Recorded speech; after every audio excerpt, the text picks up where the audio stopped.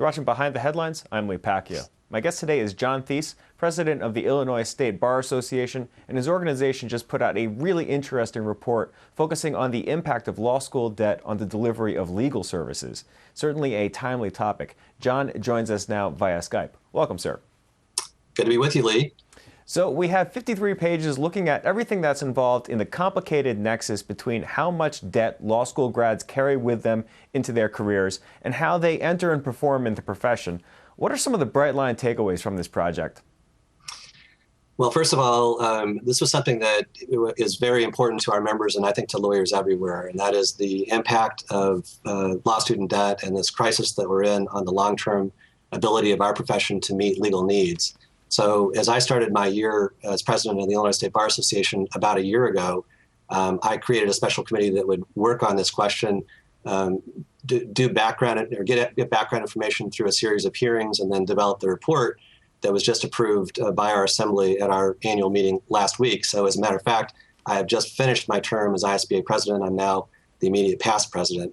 And John, when these recommendations, of course, make their way to the national level, which ones do you think are most important if you had to prioritize in terms of seeing them get passed? Which ones are really, really critical in your view?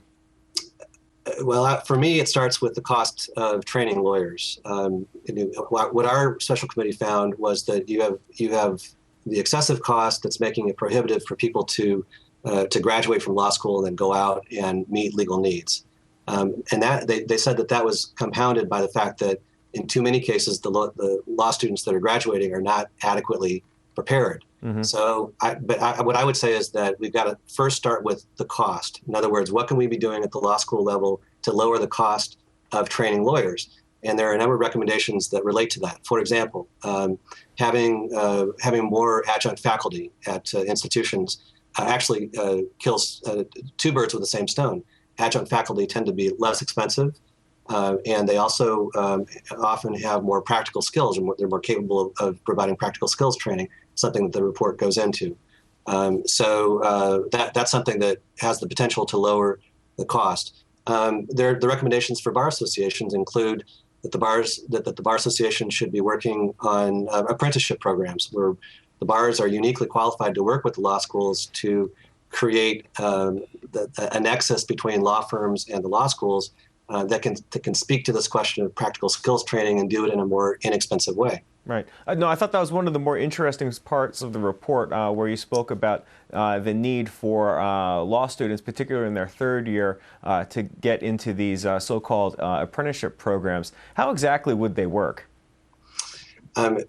Well, it brings up a greater question about whether the third year is even necessary. And as you know, there have been a number of academics nationally that are suggesting that maybe we don't even need to have the third year. Our committee felt it was very important to have the third year and to devote it to a greater extent on practical skills training.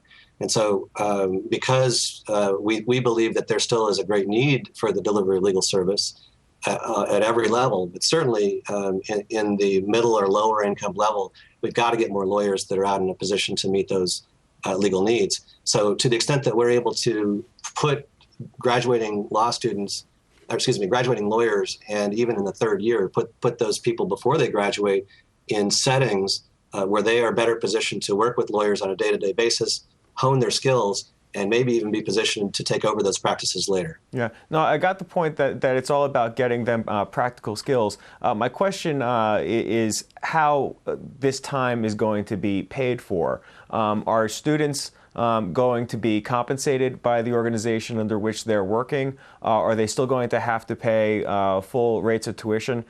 How does the money issue get sorted out?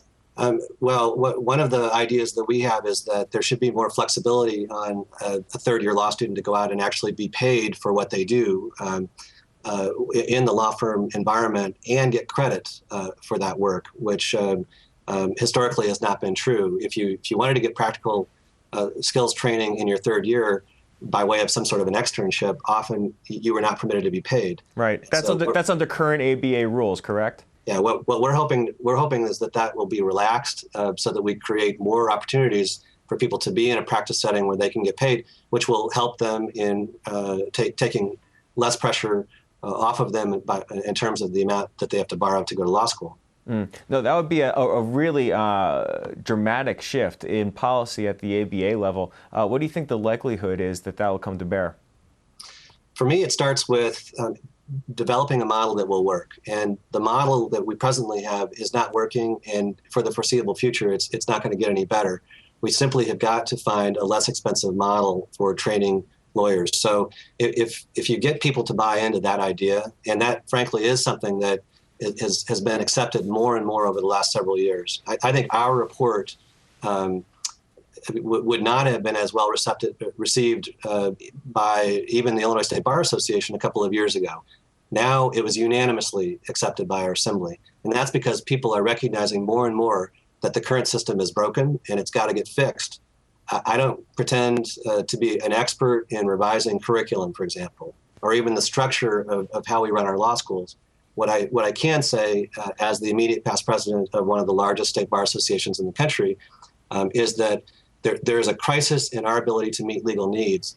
And it's happening because we just can't get people, and increasingly this will be more and more the case, we just can't get them to practice in settings that historically have provided so much of the legal service to the citizens of at least my state of Illinois. Just in conclusion here, what's next for this report?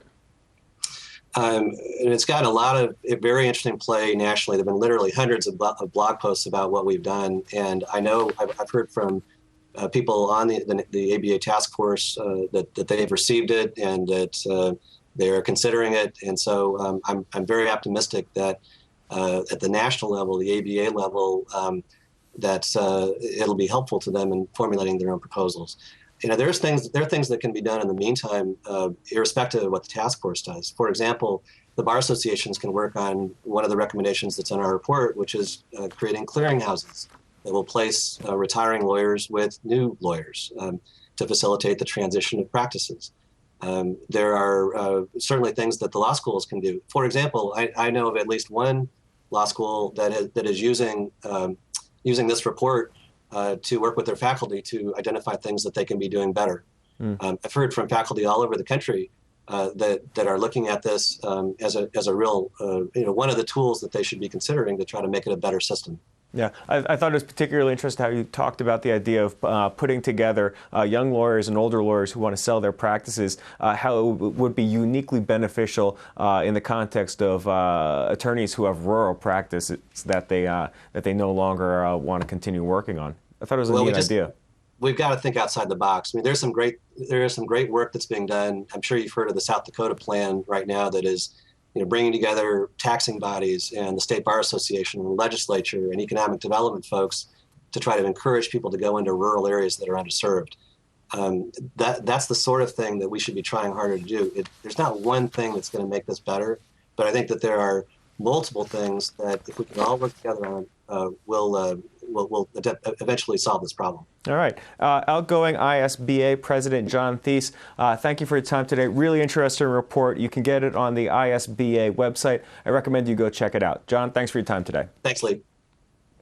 If you'd like to learn more about the cases and issues we just discussed, be sure to go check out our offerings on BloombergLaw.com and also on the Bloomberg Terminal. You can see more of our videos on YouTube, and you can follow our updates on Twitter. I'm Lee Pacchia. Thanks for watching.